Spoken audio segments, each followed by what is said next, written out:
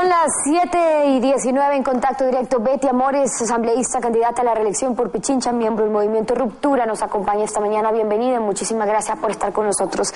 El 22 de enero ustedes presentaron a la Fiscalía, usted y María Paula Romo, unas copias de correos electrónicos para que se incorporen en la investigación del caso Cofiec y del caso Dusac. A su juicio, esos mails podrían probar primero una relación entre Dusac y Pedro Delgado y luego cómo se concedió este crédito y el conocimiento o aparente conocimiento de algunas autoridades. Uno de los mails lo envía Pedro Elosegui a Pedro Delgado y algunos otros. ¿Por qué es importante este mail que estamos viendo en pantalla? Muy buenos días, estimada Steffi y ciudadanos y ciudadanas. Bueno, yo no voy a cejar nunca en mi esfuerzo de denunciar la corrupción. Creo que los asambleístas, en la medida en que somos representantes del pueblo ecuatoriano, tenemos la obligación legal y moral de denunciar los actos de corrupción. Y lo que le quiero decir es que en este mail, el más grande, que está elaborado en teoría por Gastón Dusac, digo en teoría porque es la Fiscalía la que tiene que avalar este tipo de documentos, se establece que el señor Gastón Dusac vino al Ecuador desde septiembre del 2009. Ok, ese es el mail que le manda Gastón Dusac a Francisco Almeida. Yo lo hacía referencia del primero para que vayamos por partes. Y entonces, Pedro Elosegui le envía un mail a Pedro Delgado, lo teníamos en pantalla. ¿Qué prueba eso? Bueno, en este otro correo al que usted alude se hace referencia a un proyecto de silos, de potenciación de silos en Daule. Entonces, allí lo que prueba es que el señor Elosegui tenía contactos con varios ministros de Estado, porque dice, asimismo te adjunto un informe que les pedí personalmente y le he enviado al señor presidente, se entiende, al presidente de la República, luego de que visitaron los silos de Daule junto a Pedro Delgado y a Stanley Vera, comparando y analizando la oferta proveniente de China. Y señor Pedro Elosegui le dirige este mail a Santiago León, que era ministro de la Producción en aquel entonces. Pero además, luego también se dirige a Natalie Celi, es decir, por lo menos 3 ministros de Estado, más Pedro Delgado, estaban en contacto con este señor Elosegui, como también con el señor Gastón Dusac, desde muchísimo antes del año 2011 en el que se produce el caso Elosegui, que fue el compañero en Illinois del presidente Correa y también asesor y consultor en algunos proyectos en nuestro país. Luego, ¿cómo aparece Dusac? ¿Y qué pasa con el mail que envía Gastón Dusac, por ejemplo, a Francisco Almeida? Bueno, ahí se queja básicamente Dusac de que en las altas autoridades se hacen acuerdos, dice él, y llegamos todos a unos acuerdos en varias áreas. Él menciona varias áreas de intervención de un conjunto de supuestas compañías que este señor representa. Y dice, pero cuando llega el tema a mandos medios no hacen lo que las autoridades ordenan. Entonces era una invocación a que él presione, este señor Almeida, de la Secretaría del Fideicomiso, por cierto, de la Secretaría Técnica del Fideicomiso, le hace una petición para que intervengan estos mandos medios y cumplan las órdenes de las autoridades. Entonces, básicamente lo que hace Dusac es ahí hacer una historia de su llegada al país, cosa que a mí me parece tremendamente importante, porque ahí podemos saber, primero, que el tema Cofiec no fue el único negocio, sino que hubieron varios negocios y tendrán que ser los ministros aludidos tanto en estos correos como en el propio correo del señor Dusac los que deban explicar. Ahora, todos han coincidido, todos sin excepción, en criticar cómo es que se le concedió un crédito tan fácil a alguien que no contaba con las garantías debidas, que no era sujeto a crédito, que no estaba cumpliendo con todos los requisitos. El propio fiscal también lo criticaba, lo señalaba, cómo es que le dieron tan rápido este crédito. Pero entonces lo que hay que investigar es a qué responde que se haya conseguido un crédito con estas facilidades, a pedido de quién. Así es, ese es el problema serio, y usted, Stephanie, y la ciudadanía no debe olvidar que tenemos la secuencia que además fue confirmada en las investigaciones que se llevaron a cabo con las personas que están mencionadas en estos correos, en esta secuencia de correos electrónicos, donde se establece con nombres y apellidos que fue Francisco Endara, quien a nombre de nuestro accionista, dice, nos ha pedido que esperen su llegada desde Guayaquil, que lo hará en forma inmediata. Estimados señores, ruego a todos ustedes permanecer en el banco para efectos de solucionar el problema que todos conocemos y ver cómo podemos salir adelante. ¿Cuál era el problema que todos conocemos? Que no entregaban rápido los $800,000 a DUSAG.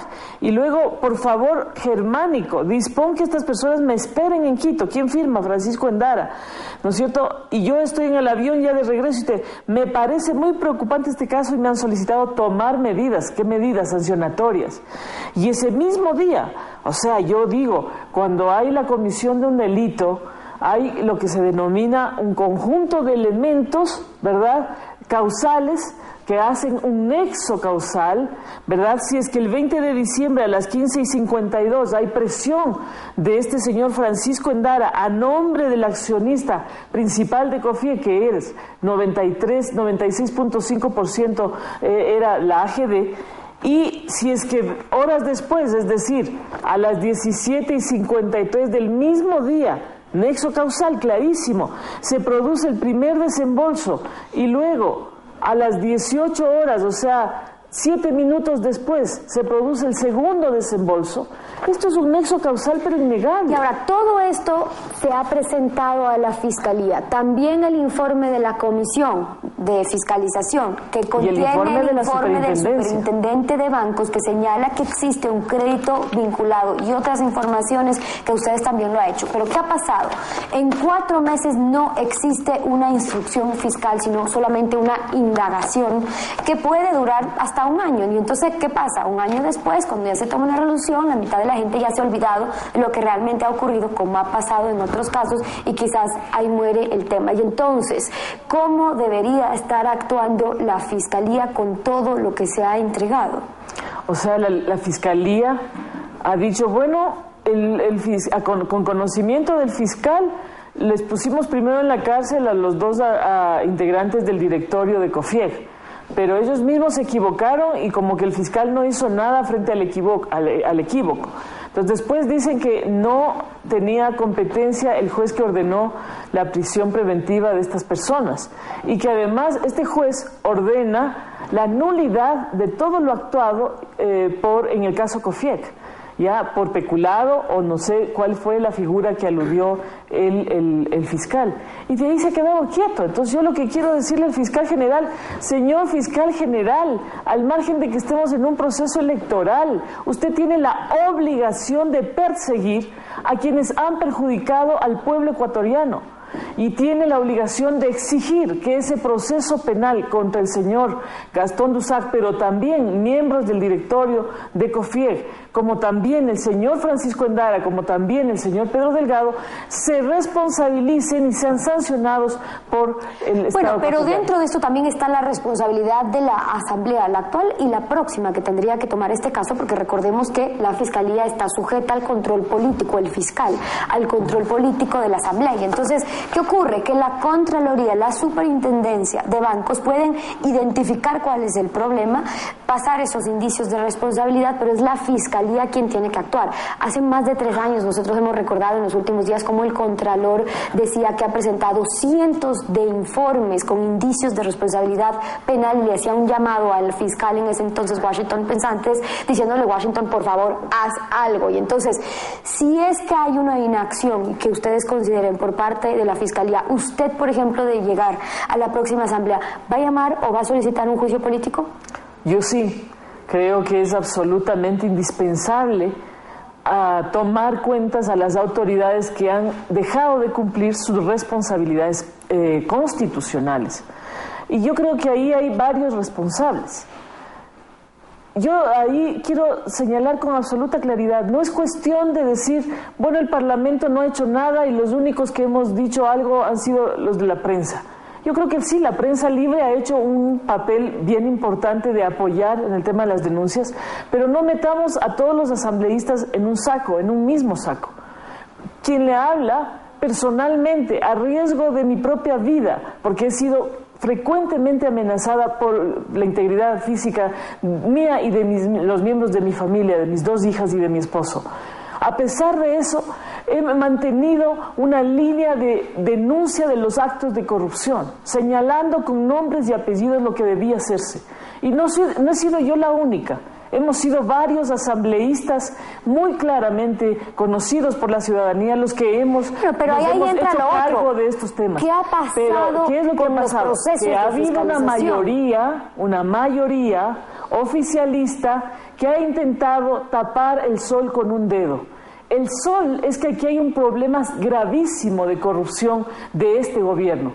Yo pienso que este ha sido uno de los gobiernos más corruptos de la historia del país. Y aquí ha habido una complicidad de los asambleístas de país y de sus aliados, de señores como Gerardo Morán, que ha vendido sus votos, de gente del Partido Socialista que ha sido siempre obediente a todas las decisiones que la Alianza País ha establecido.